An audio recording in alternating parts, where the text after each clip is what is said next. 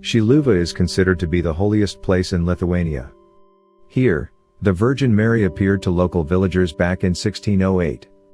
It is claimed to be the Europe's first church-recognized Marian vision. During this vision, Virgin Mary protested the destruction of the local church. After the vision, the church has been more than rebuilt. The entire village is now dominated by a massive rectangular Christian-themed plaza. At the northern end of this plaza, stands the Baroque minor basilica of Our Lady of Šiluva, famous for its miraculous altar painting. It was built in 1786.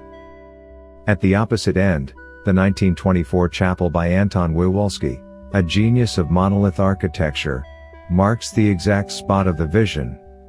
It is surrounded by graves of notable people of the region. 40 meters tall and much less wide, the obelisk-like square chapel is unusual in Christian architecture. The center point of its interior is appropriately left for a statue of the Virgin, surrounded by the faithful from every side during the daily Holy Mass. Every year, from the 8th of September to the 16th of September, the entire Šiluva Square itself becomes a large open-air church, as tens of thousands of pilgrims arrive here from all over Lithuania and the world. Prior to the World War II, massive processions used to depart from every Lithuanian town for a tiresome walk to Šiluva. After Lithuania was occupied by the atheist Soviet regime, the pilgrims became persecuted.